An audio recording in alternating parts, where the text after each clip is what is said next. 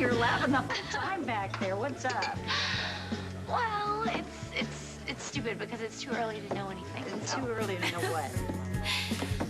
Well, you know how Jake and I told you we're trying for another one.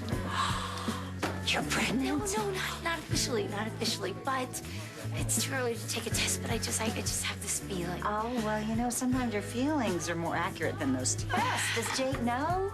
He's as excited as I am. Oh. What are we doing here? I just figured it would be easier without everybody around. That's what he used to say. That's who used to say? My brother. That's how he explained cutting me off from the rest of the world. He said it would be easier this way, it'd be safer, I didn't want things to be easier. I just wanted them to be normal. And they weren't normal because... I was sick. Because I had cancer. It's too early to be this hungry, right? Well, baby wants what it wants when it wants it. Well, right now the baby wants baklava. Well, just get ready, because babies change everything. I'm counting on it. What kind? Leukemia. I was diagnosed at age 8. I've had a couple of relapses through the years. Wow. So you really were that little girl in the hospital. I couldn't let her parents take away her hope. So what you're saying to me is that you were sick when we met? No, I had been in remission for years. And you don't think that's the type of thing you should have told me? I wanted to put it behind me, I guess. You guess? Yes. You guess. We were married, Cara. I mean, why would you keep something like that a secret? Because I loved that you didn't know. For the first time in my life, I actually met someone who didn't freak out every time I sneezed, who didn't treat me like I was breakable. You looked at me and you didn't see a sick person. You looked at me and you saw me.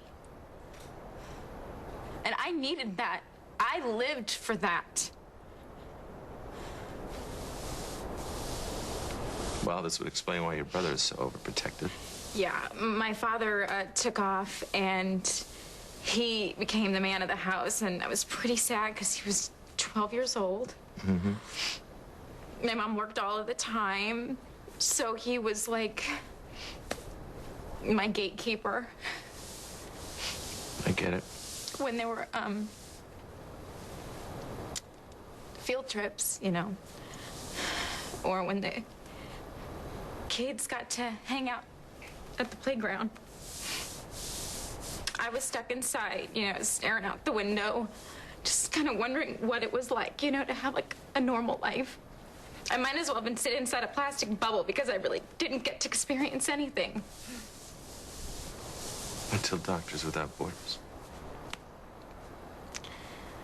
Until I met you. My whole life I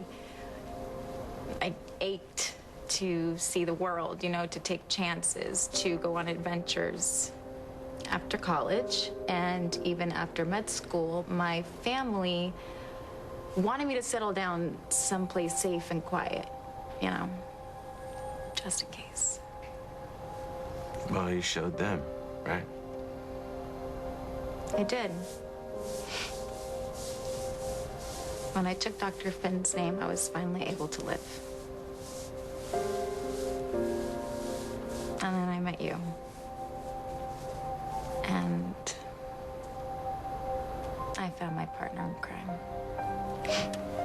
Should have told your partner. I didn't want you to start protecting me. I felt tough when I was with you.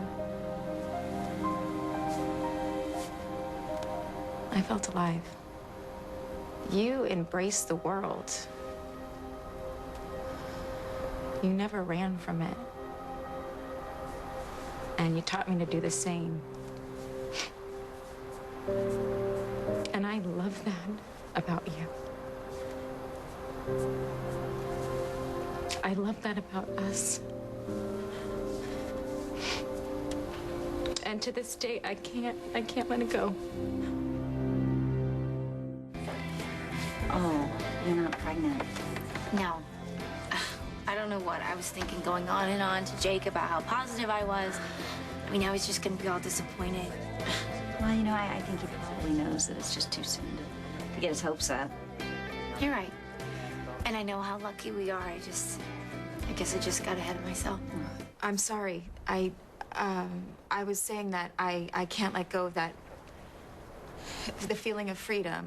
You know, that's. I get it. Okay.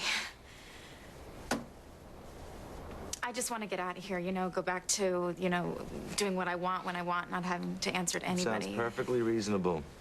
And I don't blame Griff, you know, because he watched me fighting for my life, and he felt responsible. Like, Which would explain why he's got such a problem with me. he thought you were putting me in danger. And he would be right No, by thinking that, What? yes, I'm the one who put you in the field, right? I'm the one who put you with people with diseases and infections.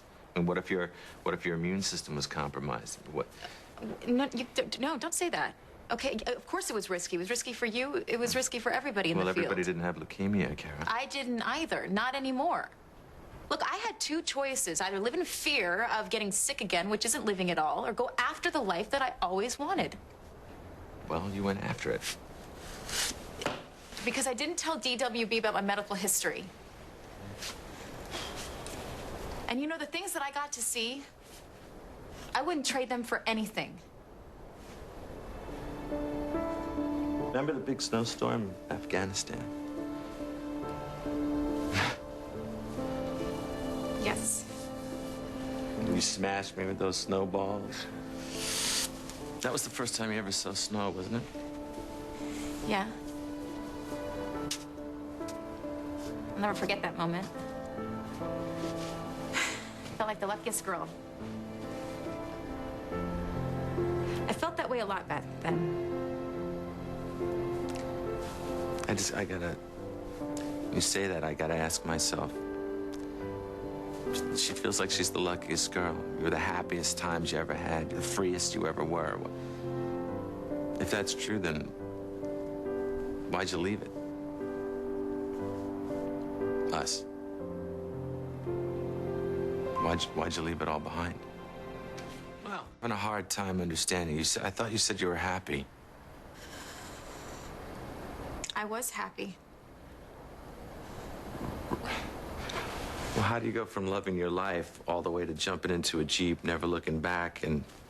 You know, it's complicated. That's all. Well, I have time. You know, every single one of your answers, it's always like it's a non-answer, really. I was happy, you know? I wanted more. Yeah, we're the more generation. More what exactly? More excitement, more adventure, you Really? know? Yeah, you'd been able to do whatever you wanted your whole life. And for me, you know, it was just beginning, and I didn't want to give it up. So we're in the middle of the Sudan. It wasn't enough of an adventure for you? I wanted to see everything. I wanted to do everything, and I didn't feel like I could do that unless I was on my own. So it was me. I was holding you back. It's my fault. No, you know what, though? Things worked out great, actually, if you think about it, because... You know, if they hadn't played out the way they did, you never would have ended up What back are you talking here. about? Because I have a wife and a son? Yes, you have your brother, he's here, and you have Crystal, and you have your nieces, and you have a nephew, and you've got this whole extended family. Karen, we're not talking about my family right now. I love every single member of my family, and I know where my heart is supposed to be, but we're not talking about that right now. No, we are talking about that right now, Jake. Because that is the difference between us. When we both joined DWB, we did it because of the rush, right? For the heart-pumping thrill of saving lives, changing the world. And I think that rush was just this pit stop for you. You know, something that you needed to get out of your system before ending up where you are right now. Okay, but for me, that rush was my life. I wasn't on my way to someplace else. I was exactly where I was supposed to be, where you are right now. And it's because of you, by the way. Because you gave me that push. And I'll always be grateful for that. Well, what's next, then? I don't know. gotta get out of the country first, you know, but, tell you what, I can't wait to find out. Right.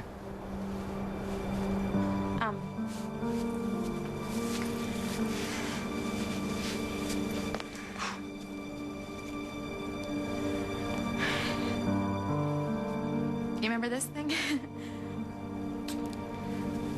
Vaguely, isn't that, some good luck thing you carried around? Right, it rhymed with pretzel. I love pretzels. Pretzel. Because it's about food with you always, right? Always. If you look at this,